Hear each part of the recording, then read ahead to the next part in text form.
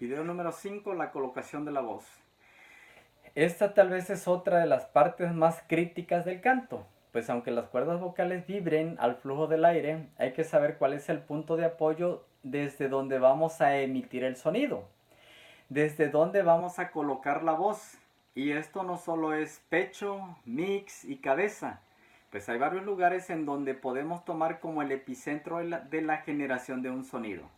Aunque para esto es realmente necesario mucho trabajo de vocalización. Pues aunque muchos solo desarrollan un solo epicentro, bien podemos usar todo nuestro rango vocal para generar un sonido diferente, ya sea más grave o más agudo, dependiendo desde dónde colocamos ese epicentro. Otra vez repito, esto requiere de mucho ejercicio vocal, pero es más fácil si entendemos la colocación de la voz y buscamos nuestra colocación natural.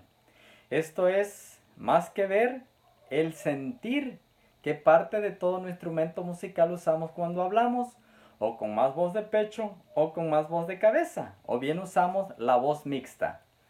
La voz de pecho, Su colocación es a nivel de la boca para abajo, en donde se producen los tonos más bajos o tonos más graves de nuestro rango vocal. ¿Eh? Empezamos colocando la voz de pecho primero hasta el punto más bajo, llamado vocal fry, que es la parte más baja de la voz de pecho, ¿sí? Bueno,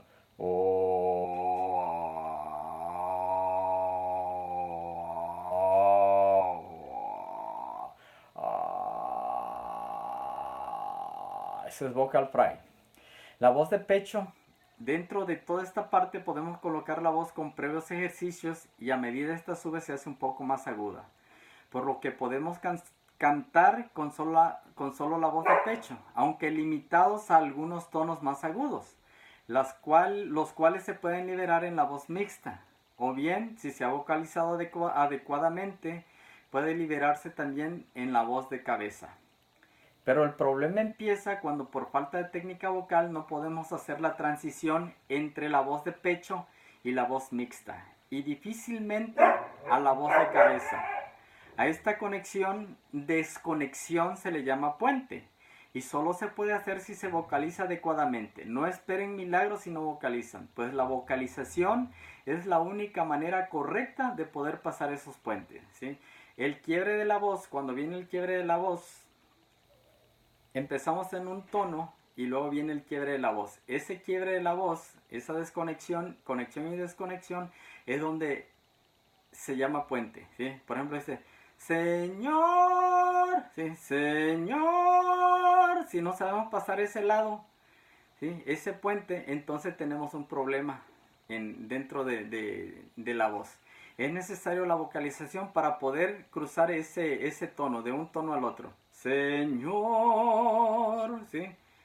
pero solamente se llega con la vocalización. El problema más grave que termina dañando la voz por falta de técnica vocal es el jalar la voz de pecho para producir tonos agudos por falta de técnica vocal y no entender perfectamente lo que es ese puente, ¿sí? Creando mucha tensión en las cuerdas vocales. Agravando el asunto, pues el roce entre las cuerdas vocales también produce nódulos que terminan con la voz. Muchos de estos tienen que ser removidos quirúrgicamente.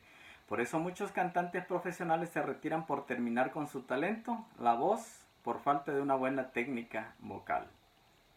Entonces, es necesario entender lo que es la voz de pecho, ¿sí? Y los puentes. Cuando ya el rango vocal de la voz de pecho termina, tenemos que empezar con la voz mixta y luego con la voz de cabeza, ¿sí? Desde un tono más grave a un tono más agudo.